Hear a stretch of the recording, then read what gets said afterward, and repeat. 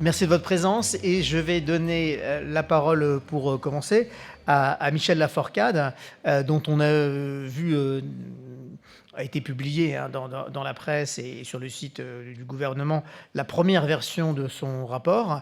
La version finale ou quasi finale, il a rendu sa copie cet été, mais elle n'a pas encore été communiquée, mais il va nous en donner les grands axes tout de suite. Merci à vous, Michel.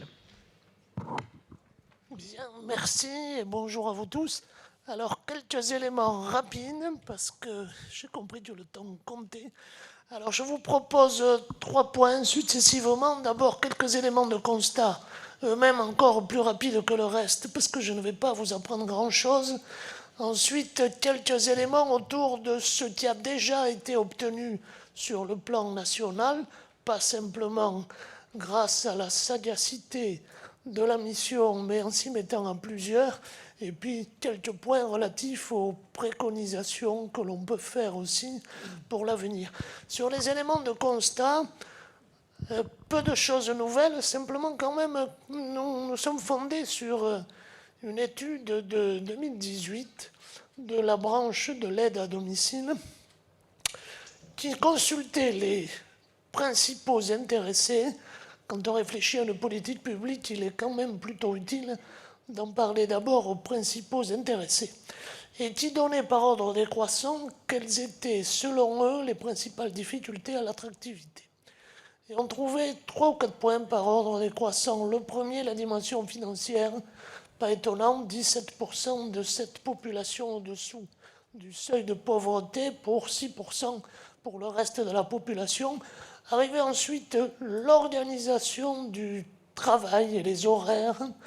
Arrivait ensuite la question des risques, des difficultés physiques et psychiques. Et puis enfin arrivait la question du temps partiel. Premier constat. Deuxième élément de constat, un poste sur 5 vacant. C'est une étude de l'UNA, vous le savez. Autres éléments de constat donnés en particulier par Myriam El Khomri. Il nous faudra dans les 3 années à venir former 350 000 personnes en incluant à la fois les aides-soignantes et l'aide à domicile. C'est quand même un constat terrible. Quatrième et dernier constat, le plus important pour nous, c'est la dimension humaine. Il faut savoir que nous sommes, si on ne réagit pas vigoureusement en matière d'attractivité, nous sommes devant la préfiguration de ce que pourrait être un drame humain très concret, c'est-à-dire pour les personnes âgées elles-mêmes, pour leurs aidants, pour leurs enfants, pour leurs petits-enfants. Ça donnera des centaines et des milliers de coups de téléphone auprès des organismes prestataires et à l'autre bout du fil, un professionnel qui dira écoutez, nous ne prenons plus personne en supplément pendant plusieurs semaines, plusieurs mois, rappelez dans 6 mois. Il faut de temps en temps concrétiser les politiques publiques. Une fois qu'on a dit ça, on le sait tous, mais que ce soit au moins un élément de motivation collective. Le deuxième point, quelques éléments sur les petites victoires obtenues, ou grandes parfois, pas simplement à cause de la mission, je le redis avec insistance. La dimension financière, nous n'y sommes pour rien. Merci à Madame la Ministre d'avoir obtenu cet agrément de l'avenant 43. D'autres éléments sur les créations de places supplémentaires. Alors, vous savez que le gouvernement aurait souhaité que du côté des conseils régionaux, il y ait 16 000 places supplémentaires chaque année. On est à un peu plus de 12 500. Ne conteniez pas tout à fait, mais c'est un effort intéressant. Et puis quelques victoires, je crois, importantes en matière de formation. En matière de formation, le développement de la VAE, il y aura une expérimentation sur quelques territoires pour faire en sorte que ces formations soient le plus souvent possible et chaque fois que nécessaire obtenues grâce à la VAE, partielle ou totale, le plus souvent partielle. Jusque-là, les instances de formation n'étaient pas suffisamment souples à l'égard de cette possibilité. Vous savez aussi en termes de formation qu'il est vraiment prévu une accélération de l'apprentissage. Heureusement, alors que le secteur globalement du sanitaire et du social, pas simplement du domicile, était plutôt en retard jusque-là, on voit un frémissement, mais à l'évidence, il faut aller beaucoup plus vite et beaucoup plus fort. Surtout que ce dispositif lié à cette loi de 2018 me semble remarquablement intéressant pour tout le secteur sanitaire et social, et pas simplement, effectivement, pour le secteur du domicile, mais aussi pour l'hôpital, mais aussi pour le médico-social, mais aussi pour les EHPAD et pour tout un tas de secteurs. Ça permet de tester des candidats potentiels, de voir sur le terrain les compétences qu'ils peuvent avoir et qui ne sont pas seulement acquises par un diplôme, de voir s'ils ont suffisamment de bienveillance, d'empathie, d'engagement pour faire ces métiers difficiles. Ensuite, ils obtiennent un contrat, un CDD, et puis, effectivement, ça peut démarrer sur le mode du contrat d'apprentissage. Je crois que c'est presque la situation idéale. Alors, victoire obtenue dans ce domaine-là. Vous savez quand même que le gouvernement a accepté de proroger l'aide pour le secteur privé. Il a accepté de donner une aide pour le secteur public, ce qui n'était pas le cas jusque-là. Toutes les formations en apprentissage seront désormais données hors quota, ce qui veut dire que ce sont véritablement des formations supplémentaires. Et puis, un point important aussi, toujours au titre de cet apprentissage, vous savez que les CFA seront désormais très, très largement favorisés et leur création complètement simplifiée. Et je sais d'ailleurs que l'UNA de Lot-et-Garonne, je ne sais pas si elle est représentée, mais fait plus qu'à réfléchir à la création d'un CFA. Et je crois que c'est une piste excellente. Je terminerai par quelques préconisations, comme ça, à la va-vite, sous forme de liste. Sans privilégier aucune de ces propositions, mais encore une fois, pour obtenir des résultats concrets et des politiques à hauteur d'hommes et de femmes, surtout en l'espèce. Alors, la mutualisation des bonnes pratiques. Dans ce domaine de l'aide à domicile, comme dans à peu près tous les domaines de l'action sanitaire et sociale, il y a des pépites partout sur le terrain, sauf qu'elles ne sont pas connues. Si nous additionnons dans tous les domaines, pour l'hôpital, pour les EHPAD, pour le handicap, pour l'aide à domicile, si nous additionnons toutes ces pépites-là, eh bien, nous aurions le système le meilleur du monde.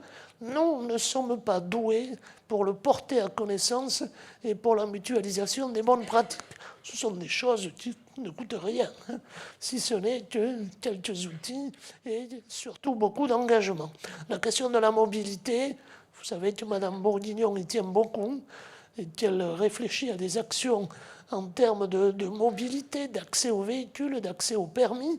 Au niveau local, plusieurs régions, dans le cadre de notre mission, se sont engagées, dont une qui s'est engagée à recruter des chargés de mission qui ont expérimentalement prouvé que l'acquisition d'une flotte de véhicules qui va devenir des véhicules de fonction, de service, voire de fonction, finalement, peut être un modèle économique équilibré.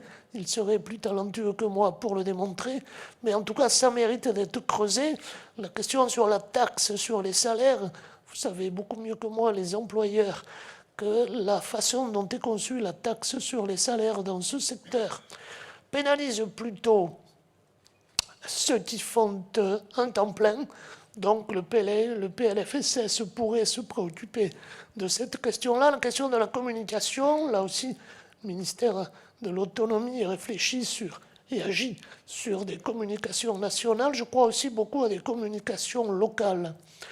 Communication par les faits, par les pairs. Une bonne vidéo faite par un professionnel à partir de témoignages souvent bouleversants des professionnels eux-mêmes, ça parle à l'ensemble de ceux qui sont susceptibles de rentrer dans ces métiers-là. Le dispositif Transco un dispositif qui ne démarre pas véritablement, qui a été lancé il y a plusieurs mois et même plusieurs années pour la reconversion vers ces métiers de l'aide à domicile des secteurs qui sont quasiment sûrs de perdre de l'emploi, peut-être de licencier, dans la meilleure hypothèse de ne pas remplacer des gens qui partent. On cite toujours la grande distribution, par exemple. Vraiment, il y a 2 ou 3 beaux exemples. En France, il n'y en a pas davantage. Et je crois que là, nous avons une pépite. Je terminerai par 3 points. La qualité de vie au travail. Vous savez, comme nous tous, combien c'est important pour d'abord être attractif et encore plus fidéliser les personnes. Cette qualité de vie au travail, l'Université de Bordeaux, l'ARS à l'époque avait financé son travail et a mis en place un dispositif KENA de score dans les EHPAD. Et l'Université de Bordeaux est prête à faire la même chose pour qualifier par un score, sur la base d'un questionnaire, la qualité de vie au travail dans les secteurs de l'aide au domicile. Le ministère pourrait peut-être donner un coup de pouce là-dessus. Nous avons aussi besoin d'établissements de formation plus intrusifs, plus proactifs, qui, certains le sont, pas tous, qui sont capables vraiment d'aller chercher les candidats un par un dans les viviers observés jusque-là, et même peut-être dans d'autres types de viviers. L'apprentissage, par exemple, avec la rémunération à la clé, peut permettre d'étendre ces viviers. Et puis une dernière proposition, je ne cite pas toutes celles que nous avons faites, tant s'en faut, mais c'est un petit échantillon. Pour arriver vers ce temps plein, il me semble qu'on pourrait imaginer un temps plein obtenu à partir de plusieurs heures faites à domicile et de quelques heures faites dans les EHPAD. Je pense en particulier à ce début d'après-midi qui marque souvent un creux dans l'aide à domicile et où dans les EHPAD, je peux l'affirmer, il y a aussi quelques besoins supplémentaires, notamment dans les PASA, dans ces pôles d'accueil et d'animation. C'est le moment où on en a besoin dans les EHPAD. Donc, 2 mots de conclusion simplement pour rappeler qu'il nous faut des politiques radicales. Je m'adresse à nous tous. Il nous faut des politiques radicales parce que nous sommes devant un drame humain qui se profile si on ne fait rien. Et puis je crois aussi qu'il faut insister sur la dimension systémique.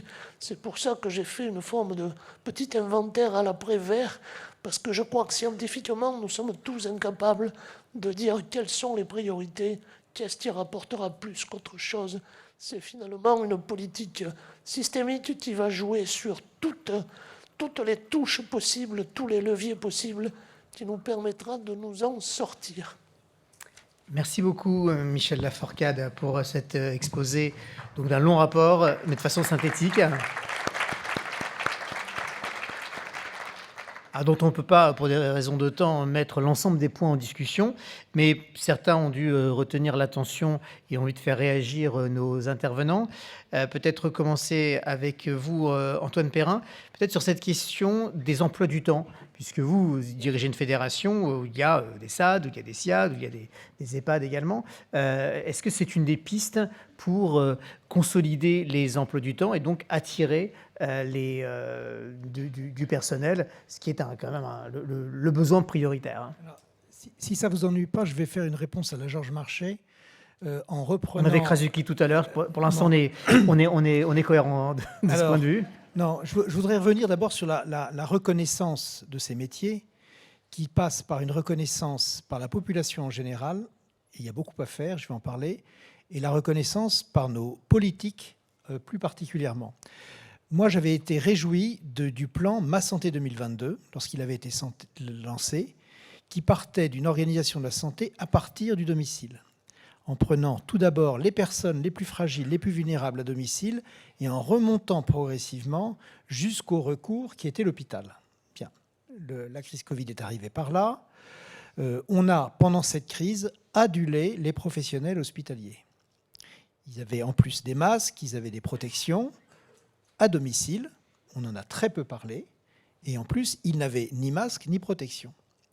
Et au décours, qui est-ce qu'on a valorisé en premier ? les professionnels de l'hôpital. Je ne dis pas que ce n'était pas utile. Mais par contre, ceux du domicile, ils arrivent 1 an et demi après.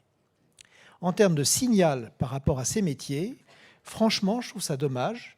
Et si on veut évoluer rapidement pour répondre aux attentes dont a parlé Michel tout à l'heure et les 350 000 postes dont on aura besoin, il faut d'abord qu'on ait une image de ces métiers, une image valorisée, en commençant par le politique. Également au niveau de la population.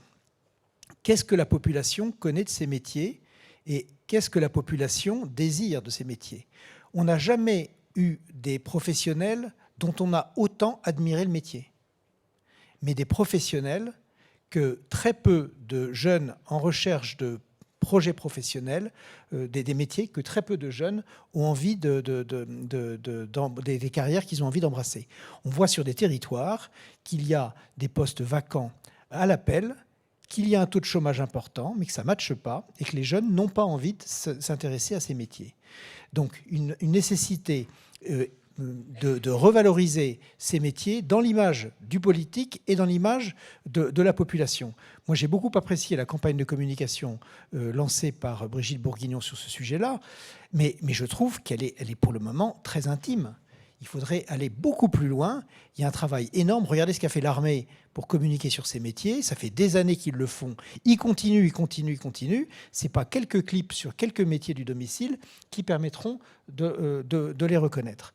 Donc voilà pour mon Georges Marchais. Maintenant, sur le temps de travail, les horaires, etc., il y a globalement tout un travail sur le management à faire au niveau des équipes qui parfois, et là c'est peut-être une pierre dans notre jardin, parfois sont un peu ténues, puisqu'il y a de multiples petites associations qui font tout ce qu'elles peuvent, qui font au mieux qu'elles peuvent, mais étant peu importantes numériquement, avec peu de capacité managériale, elles ont peu de possibilités de développer tous ces outils sur l'organisation du temps de travail, etc.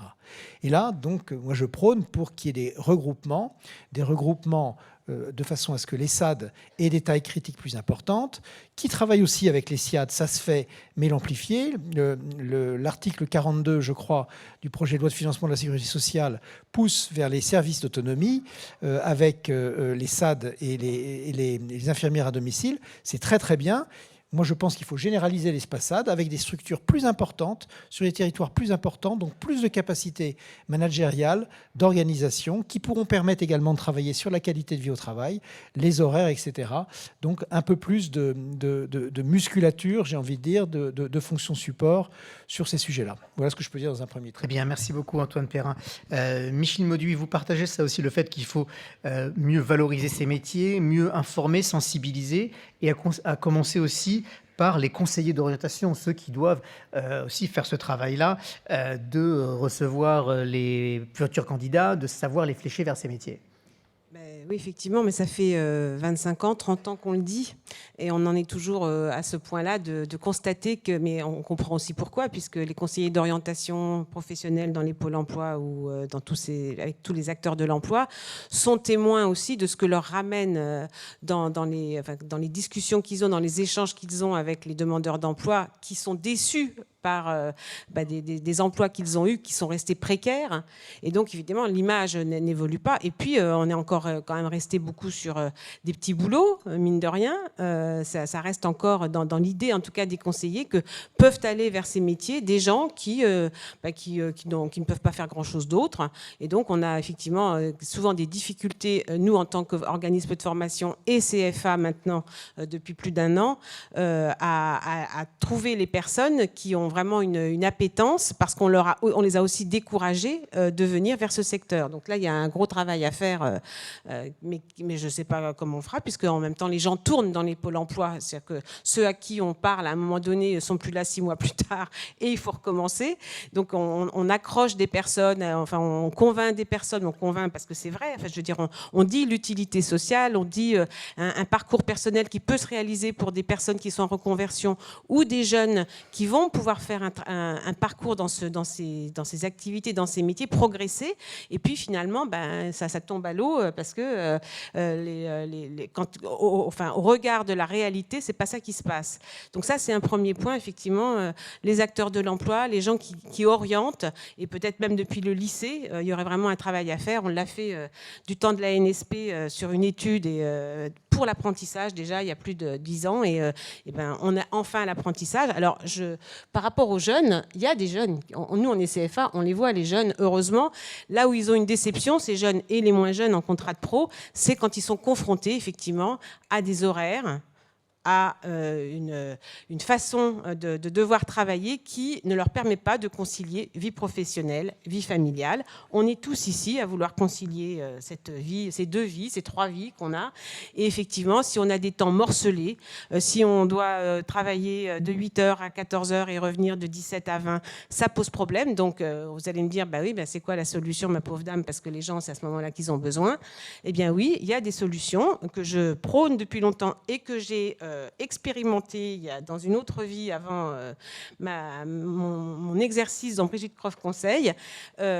Effectivement, la réglementation dit qu'il nous faut des gens formés, qualifiés et certifiés et diplômés. On sait que beaucoup ne le sont pas et pourtant ils travaillent. Des gens en catégorie A dans la branche de l'aide à domicile aident à la toilette, font des toilettes, et pour autant, ils ne devraient pas le faire. Donc pourquoi des personnes qui viendraient d'autres secteurs et des personnes qui resteront 1 an ou 2 ans dans vos structures, des gens qui sont étudiants, qui ont besoin de bosser, qui ont besoin de gagner leur croûte pour faire leurs études de psycho, de sociaux, d'éduc-sp, et qui ont un lien avec la relation humaine, qui peuvent venir sur des week-ends, sur des temps atypiques, et qui permettront de réguler le travail des personnes qui sont dédiées à ces activités, et qui, au lieu d'être vraiment dans des choses où des fois elles font 3 week-ends, voire 4 week-ends de suite, et là je ne critique pas, je ne juge pas les structures qui font ça parce qu'elles sont en déficit de personnel, elles n'ont pas le choix que de demander de l'aide, enfin vraiment de dire s'il te plaît, est-ce que tu peux me dépanner encore ce week-end, oui, et la personne va y aller parce qu'elle sait qu'il faut pour servir les bénéficiaires. Et il y a quand même une problématique on se dit ça va péter. Quand nous on voit des intervenants dans nos formations qui nous racontent ça, on est et là vraiment je suis pas en train de jeter la pierre aux structures. Je sais la difficulté que c'est de construire les emplois du temps, mais donc vers quelle piste on peut aller? Les gens en reconversion, les seniors, où est-ce qu'on les trouve, les seniors? Pas sous le pied d'un cheval. Est-ce qu'on va demander aux caisses de retraite de nous donner la liste des seniors vaillants qui veulent encore bosser parce qu'elles n'ont, je le dirais, plus elles que ils, ont des retraites trop petites. Donc il y a tout un ensemble comme ça à travailler et je pense sortir un peu des sentiers battus et de la réglementation qui impose des formations réglementées, ADVF, auxiliaires de vie sociale, etc. Et pour autant, la richesse de ce travail pour tout le monde, pour des étudiants qui deviendront autre chose, mais qui seront passés par ce parcours-là et qui auront amené aussi leur pierre et donc contribuer dans un travail d'équipe avec leurs collègues qui sont aides à domicile, apporter un plus. Ça, c'est une première chose qui me paraît importante. L'autre chose, bien sûr, c'est la formation. Évidemment, donc je pense que nous serons d'accord avec une formation.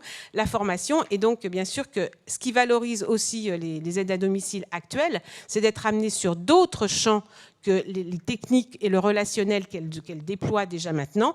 Et vous avez nommé Ma Santé 2022. Je pense que le numérique doit être vraiment intégré dans les pratiques des intervenants à domicile pour qu'elles s'inscrivent et ils s'inscrivent dans une chaîne professionnelle où effectivement le sens de leur travail pour accompagner les parcours des usagers aura beaucoup plus de prégnance et peut-être, et je l'espère, viendra alimenter aussi ce fameux projet individualisé d'aide et d'accompagnement dont on parle depuis longtemps et encore plus depuis la loi ASV, mais qui reste quand même difficile à mettre en place, en tout cas à rendre visible.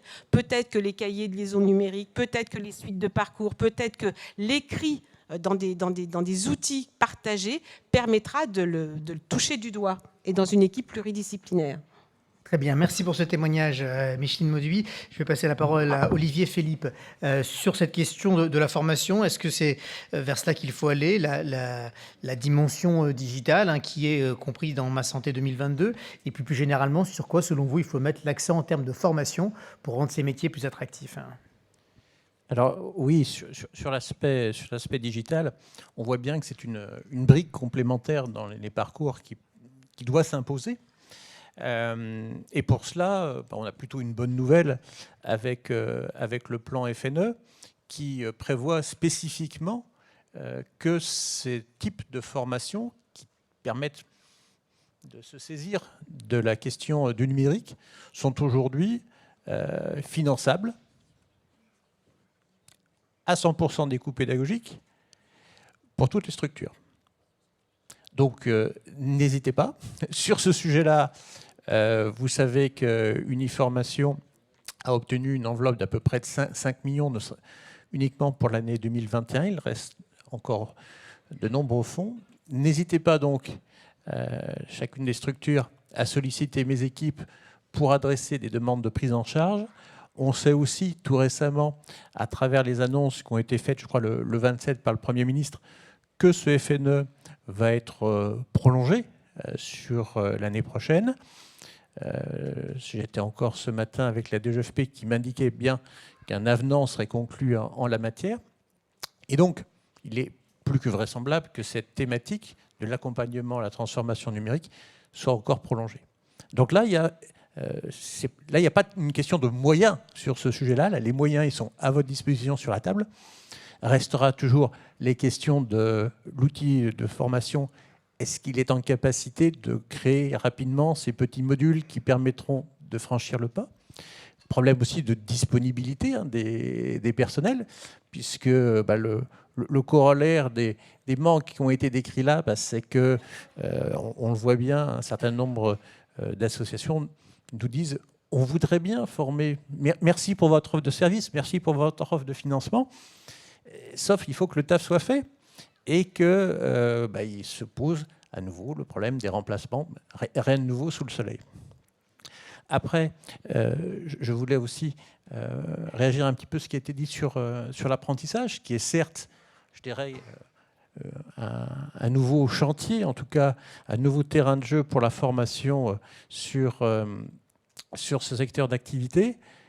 Alors c'est vrai qu'au regard d'autres champs professionnels, l'aide à domicile reste un tout petit terrain de jeu, puisque globalement, l'année dernière, Uniformation a été sollicitée pour prendre en financement à peu près 850 dossiers au national. Cette année, alors qu'on n'a bien sûr pas encore complètement reçu toutes les demandes de financement, on est encore dans des mêmes eaux. Donc il n'y a pas un bond énorme. On en sait tous les raisons. Notamment le fait que former en apprentissage, c'est plus compliqué en aide à domicile qu'en EHPAD, puisque en EHPAD, vous êtes sur le temps, en entreprise, vous êtes dans un collectif qui peut plus facilement vous soutenir. Lorsque vous êtes en aide à domicile, se pose la question finalement du doublon de la personne. Des questionnements tout à fait légitimes aussi des financeurs autour de est-ce que je dois financer des prestations pour un apprenti? Faut-il pas? Donc ça demande probablement aussi, et je pense que les OF en sont parfaitement conscients, toute une question de re-engineering des formations pour permettre, je dirais, dès les premières heures, les premières semaines, on va dire, de déjà aborder les sujets qui permettront aux apprentis d'être en capacité d'aller sur le terrain sans mettre en danger, bien sûr, les personnes qu'ils vont accompagner. Donc ça, ce sont des sujets qu'on travaille à la fois avec les CFA, à la fois avec les financeurs qui sont dans des phases de réflexion. On a des travaux qui sont plutôt bien avancés sur les régions Bretagne, sur la région, me semble-t-il, Bourgogne-Franche-Comté. Mais comme tout, hein, ça va être un petit chemin sur lequel on va progresser. Dernier élément, Donc on a parlé FNE, on a parlé apprentissage. Parlons aussi PROA, dispositif qui est resté un peu en cale sèche plus longtemps qu'on ne l'avait pensé. Pourtant, la branche était saisie du sujet très rapidement. Lors de la PROA, je dirais version 1, et avait pris un avenant qui permettait d'en faciliter l'usage. Et puis, avec l'ordonnance coquille qui a complètement chamboulé la donne, les choses se sont ralenties. On a eu un accord qui était signé, mais qui a mis un certain temps pour être étendu, puisque dans les faits, il n'est aujourd'hui applicable que depuis, je crois, de tête, la mi-avril de cette année. Donc aujourd'hui, c'est un dispositif qui peine à démarrer, puisque aujourd'hui, il doit y avoir en tout et pour tout 20 dossiers qui nous sont parvenus, mais ce n'est pas étonnant. Les associations avaient déjà monté par ailleurs leur plan de formation en ne comptant pas sur ce dispositif en début d'année. Donc on espère que 2022 sera vraiment le temps de l'émergence de ce dispositif, d'autant que là aussi, l'État nous accompagne en nous ayant accordé sur uniquement le diplôme d'État d'AES 4 millions d'euros, ce qui va permettre de financer à des conditions tout à fait favorables environ 200 parcours de formation. Je dis tout à fait favorable, et il faut s'en réjouir, puisque c'est une proie tout à fait spécifique qui permettra de prendre en charge par uniformation 100% des coûts pédagogiques, de la rémunération et des frais annexes. Donc là aussi, nous sommes en train de finaliser l'avenant avec la DGFP qui va mettre ça en musique.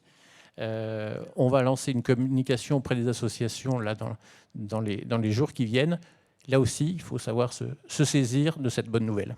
Très bien, merci Olivier Philippe. On prend 10 minutes, pas plus, pour conclure cette table ronde, pour ne pas prendre trop de retard.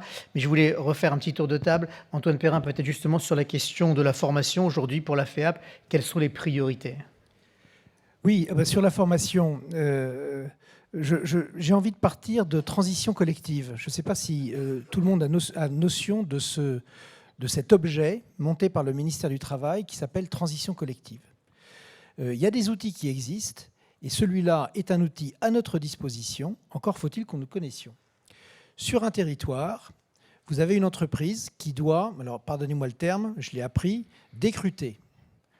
C'est le terme c'est l'inverse de recruter. Cette entreprise, pour des raisons de chiffre d'affaires, de développement, ou plutôt de moins de développement, elle doit décruter. Cette entreprise peut se mettre en lien avec une autre entreprise à domicile pour que les salariés qui doivent perdre leur emploi, avant qu'ils perdent leur emploi, soient accompagnés par un État qui va payer. L'État paye 100% pour les entreprises de moins de 350 salariés, paye 75% pour les entreprises de moins de 1000 salariés et paye 40% pour les entreprises au-dessus. Le salarié en question, qui doit perdre son emploi dans un domaine qui n'a rien à voir avec le nôtre, va bénéficier d'un salaire, maintien de salaire et formation à un nouveau métier. Et pourquoi pas, métier à domicile. Et ensuite, il a son métier sur son territoire, un métier à domicile. Donc je pense que sur le sujet, vous me parlez sur la formation, plutôt que d'inventer de nouveaux dispositifs, pourquoi pas ? Commençons déjà par utiliser ceux qui existent. Encore faut-il que nous les connaissions. Hier, nous avons fait avec Nexem une conférence de presse sur l'attractivité des métiers. Nous avons commencé à travailler sur le sujet. Nous allons lancer un Tour de France et nous sommes effarés de voir ce qui existe déjà et ce que nous ne connaissons pas et que nous pouvons exploiter. En l'occurrence, je vous incite à regarder ce sujet qui s'appelle transition collective. Je suis certain que sur les territoires où il y a du chômage, où il y a des entreprises qui décrutent, vous avez matière à vous-même recruter et donc à former, payé par l'État, ce qui nécessitera, j'en reviens à ce que j'ai dit tout à l'heure, peut-être au niveau de vos équipes, d'avoir une base suffisamment solide et donc des entreprises, des services à domicile déjà un peu conséquents avec des fonctions support qui leur permettent de porter tous ces projets-là parce qu'effectivement, quand les équipes sont très réduites, c'est beaucoup plus difficile. Mais voilà, il y a des choses qui existent. Sur la formation, c'en est une. Payée en plus par l'État. Et tout le monde est content puisque sur un territoire donné, le service sera rendu et les professionnels qui devaient perdre leur emploi ne le perdront pas et en trouveront un autre. Merci Antoine Perrin. Micheline Auduit, peut-être rebondir sur ce que disait Olivier Philippe tout à l'heure, sur le fait que des petits modules peuvent venir comme ça compléter des formations et être agiles, équiper les aides à domicile. Est-ce que vous avez des exemples, vous, de petits modules comme ça?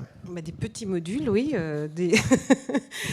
Du tutorat, devenir référent motricité. On est en train de travailler avec une start-up qui permet aux intervenants de savoir être un relais à domicile pour que les personnes qui ont un problème d'équilibre, de préhension des chutes, puissent savoir accompagner ça. Donc il y a des spécificités qu'on peut apporter à des intervenants pour développer effectivement des compétences un peu pointues qui déjà les valorisent, font qu'au domicile, elles apportent une qualité autre de service. Donc il y a ça, il y a de pouvoir combiner avec le fait d'être aide à domicile, d'être, si on a le permis, conducteur, accompagnateur, conductrice, accompagnatrice. Ça veut dire aussi d'amener une possibilité dans sa structure de développer une autre offre de service, en tout cas de l'élargir. Et donc, bien sûr, que pour les intervenants, c'est aussi travailler le matin dans le domicile, l'après-midi de sortir, les questions de l'animation.